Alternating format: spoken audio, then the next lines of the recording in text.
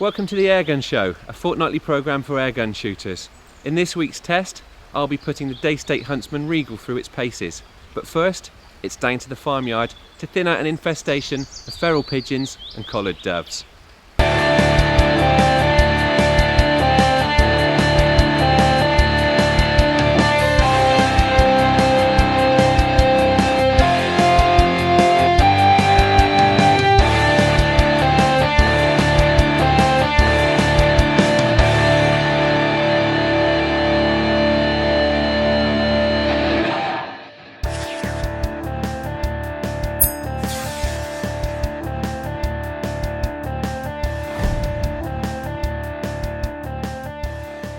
Right, we're on the farm today. The plan was to be in the woods, but there's heavy showers forecast this afternoon. The plan is if we come here, if we get caught in a shower, we can dodge into one of the barns and hopefully still grab a couple of hours shooting. Quarry today is collared doves and feral pigeons. They will get hundreds here through the colder months. The birds home in on the animal feed, also on grain stores.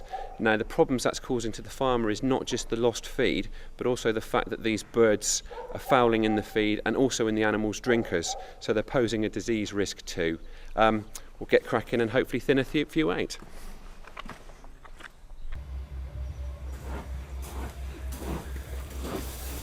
Well, this is what they're after. It's no wonder there are so many doves here. They're not going to waste their time scratching a living out on the fields where there really is next to nothing growing at the moment, when they can come in here and feast on this. Full camouflage isn't vital for farmyard pest control. If you think about it, the quarry we're targeting, they're used to the comings and goings of farm workers, machinery, livestock. So, although I've got a camouflage jacket and camouflage gloves on, I've not gone as far as to wear a head net that I probably would have if we were maybe in the woods targeting ultra-wary wood pigeons or magpies. On the farm, there really are so many comings and goings that your quarry's barely accustomed to humans. If you move around discreetly, wear sombre colours, you're usually concealed enough. The scene is set, the gear's ready, and it's time to get shooting. I opt to keep moving, trying a few likely locations round the farmyard. Initially it pays off, and I bag a couple of birds. The first dove drops off camera, but the second one's a different story.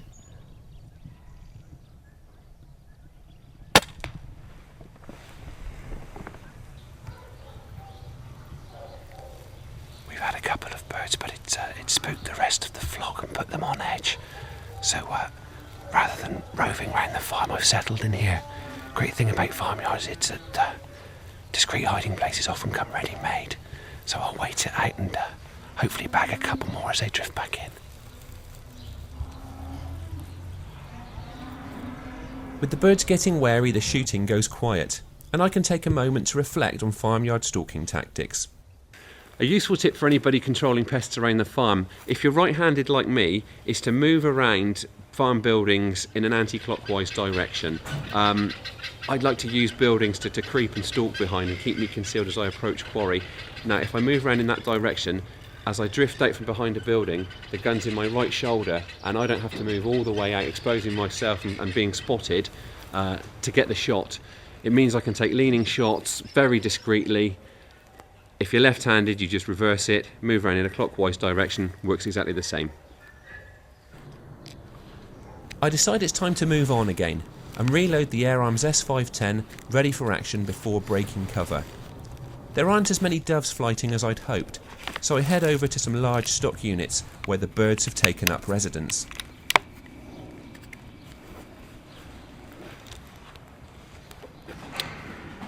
We've got some feral pigeons in here, but the shot's just not safe. The roof's right behind them. I don't want to put a hole in the roof. If they were on the lower ridge of the joists and we had that steel backdrop, the shots would be safe, but where they are now, we're going to have to leave them. It's no good thinning out pests if you pepper the roof with holes in the process, but I've got a plan. A different angle of approach reveals a bird in a perfect position with a good solid backstop, and we're back in action.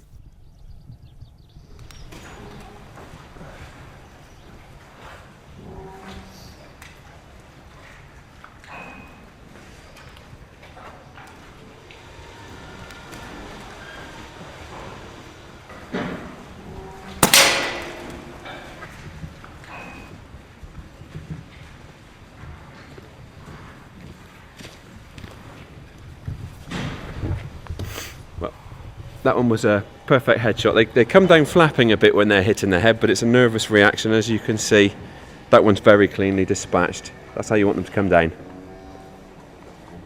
A big concern for the farmyard pest controller is the fact that the farm is obviously a family or a person's livelihood. It's a place of work, so you have to show absolute respect to buildings, the machinery, livestock and farm workers. A big concern for us today has been the fact that some of the feral pigeons we've been shooting are in a barn with very thin roof panels. I've been trying to take them with headshots, and obviously there would be a risk of the pellet passing through, going through one of those panels. If the farmer comes and finds a leaky roof after we've been here, we won't get invited back. So what I've been doing is only shooting pigeons that have been sat in the lower section of the thick steel roof joists. I know then that when the pellet passes through, it's going to hit that solid backstop, not cause any damage at the other side.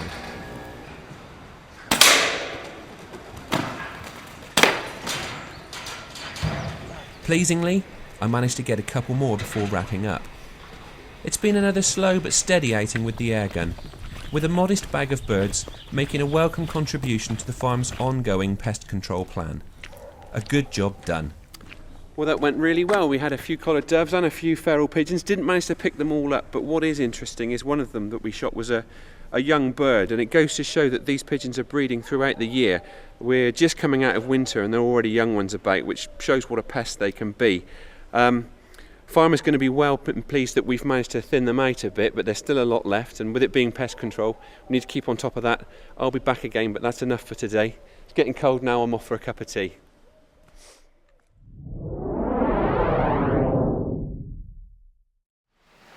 The Humble air rifle proving its worth for pest control in confined conditions there.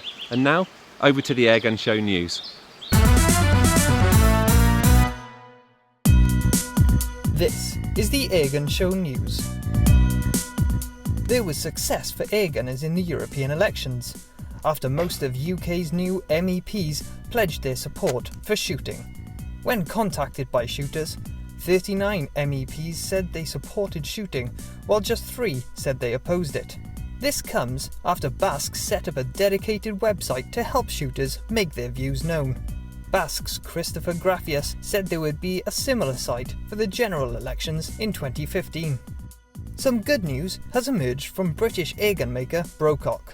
Just 3 months after being taken over by Italian group Diana Holdings, the company announced that it's extending warranties on all its products from 1 to 2 years. MD Peter Martineau said Brocock could offer this thanks to the new production quality control systems at its Redditch HQ. There's sure to be more good news from Brocock soon. The home nation's Commonwealth airgunners have finally been announced. Jen McIntosh, a double gold medalist in the 2010 Games, returns for another shot at the top honours for Scotland. She'll be accompanied by her sister Shona. For England, the experience of Kenny Parr and Mick Galt is combined with promising new shooters including Christian Callahan. Read the full lineup in the special Commonwealth feature in the summer issue of Airgun Shooter magazine. If you want the lowdown on the full Daystate lineup, grab the latest Daystate catalogue out now.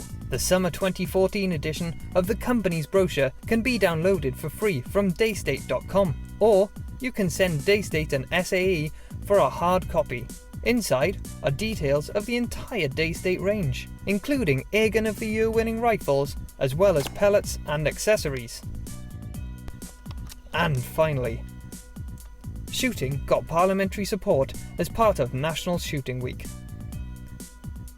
Geoffrey Clifton Brown, the chairman of the All-Parliamentary Group for Shooting and Conservation, dropped into Ian Coley's shooting ground to sample the shooting sports. He said shooting was a great sport and it was really important to introduce it to new people. More than 70 shooting grounds and airgun ranges got involved in National Shooting Week 2014. That was the Airgun Show news. Up for review today is the Daystate Huntsman Regal. At first glance, it's a stunning looking gun. It combines modern style with the traditional lines of a classic sporter. There's no denying that it's a real looker, but let's see how it fares under closer scrutiny. Starting with the metalwork, the finish of this gun is absolutely flawless, as any Daystate owner would expect. The black finish serves two great functions. Firstly, it's there as a barrier preventing corrosion. Secondly, because it's got that slightly matte finish, it's reducing glare and flash that, if you're a hunter, could give away your position in the field. It looks good too. In contrast, very bling is the highly polished bolt. Now it does look nice, but that's going to flash a lot, and a real telltale sign for sharp-eyed quarry to spot your position. The blend of good looks and functionality continues through the walnut stock, which is polished to the point that the finish is great, but it's not too shiny, doesn't look garish. The capped pistol grip with spacer, that's a nice classy touch too. And this is a dedicated right-hand stock, also comes in a left-hand variant, which I really appreciate. As handles go, this is an absolute cracker. The palm swell fills your hand because you have really substantial grip. The cutaway here for the thumb up shooting position, which is my favourite position, gives great trigger attack. You can also go thumb round as well, so both holds are catered for. The rollover cheek piece doesn't look incredibly high, but I've got a 44mm objective lens on this scope, and it's quite high enough for perfect scope alignment. Another thing I really like is the long fore end of the stock. A lot of guns now, a lot of makers are cutting stocks quite short at the front, and although it looks quite nice and it looks compact, it often leaves you reaching for the cylinder, and you don't get the same grip as you do with a wooden stock. That grip in this particular gun is aided further by the super sharp laser checkering, which it's incredibly grippy, and it makes for a really tactile gun. It's got great texture, and you just can't help but want to catch hold of it. Apart from being functional, it also looks really smart. You've got the R for Regal on either side of the pistol grip. It's a really classy, classic Daystate touch. Filling is via Daystate's very convenient quick fill adapter, which is at the front of the cylinder here. The tested 177 model gave over 80 shots from a 200 bar fill with no discernible shift in power. Daystate say the 2.2 will do about 95 shots. It's also available in FAC power options, the 40 foot-pound version, giving 30 shots from a 230 bar fill. There's a pressure gauge mounted flush underneath the forestock. It's not quite as precise as the gauge on my scuba bottle, but it's clearly marked. The action's now mounted lower in the stock, which is great for balance because it just keeps everything that bit lower profile. Daystate's 10-shot rotary magazine is now mounted lower within that action. That gives you a little bit more scope clearance, but this scope, I've got a 1-inch tube here, it's mounted in medium mounts, and although the tube is just about clear, the saddle would foul if I needed the scope any further forwards to get the eye relief correct. And that's something that you would need to bear in mind when choosing a scope and mounts to match to this air rifle. Pull the bolt right back, and the rotary magazine slides out, and you can determine which side it slides out from by moving the stop pin. The loading of the magazine is now made far easier by the cutaway. You can load the pellet now into each chamber and thumb it all the way in. I can remember back in the day of my old Daystate Mark III, you had to probe each pellet in either with a pellet probe or often with my car keys just to get them to seat properly. But now with the cutaway on the current magazine, you can thumb them in, they're seated absolutely perfectly.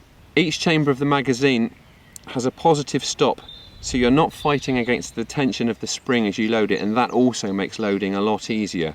When the magazine's full, it's just a question of sliding it back in, cycle the bolt forwards, and it's cocked, it will be loaded and ready to shoot. As well as the stop pin, which keeps the magazine in place, it's actually locked in with magnets, and it's worth me pointing out that the Daystate single shot tray is also available as an add-on should you want to use it in single shot mode. The manual safety catch is, as far as I'm concerned, perfectly positioned. It comes straight to thumb and flicks on and off with a good positive click. So that's a brief overview. Let's get it onto the range and see what it can do.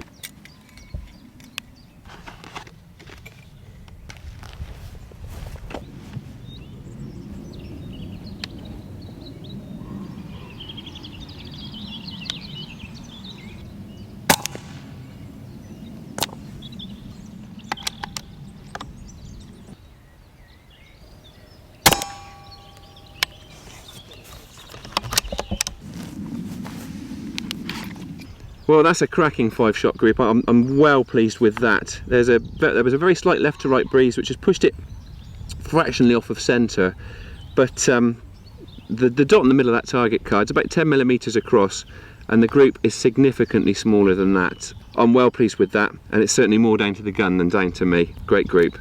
The Huntsman Regal is an absolute pleasure to shoot. The comfy stock, the smooth cycling of the magazine, courtesy of that robust bolt, just make it an absolute joy. And the trigger is absolutely sublime too. The trigger's a 2-stage setup and it's adjustable for weight and length of pull, but I didn't feel compelled to tinker with this one. It's very crisp, very predictable, so crisp in fact that you don't have to have it set dangerously light. It's probably one of the best mechanical trigger units I've ever used.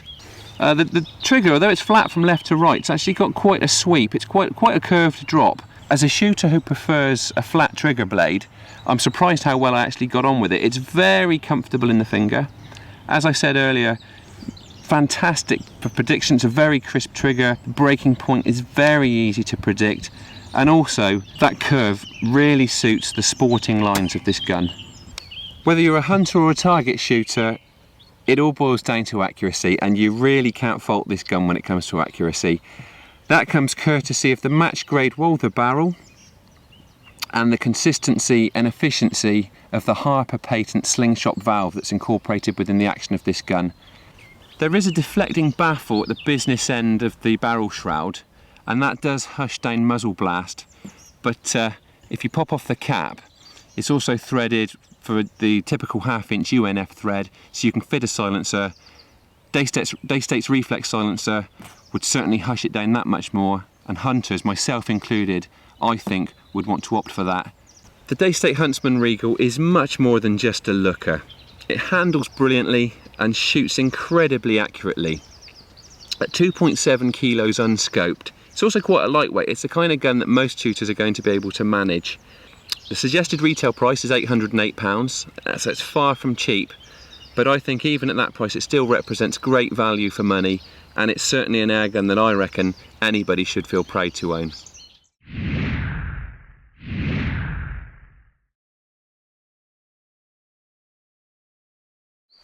That's it for this week. Thanks for watching. The Airgun Show's back in a fortnight. That's Thursday evening, 7:30 PM. Don't forget to follow us on Twitter and like us on Facebook.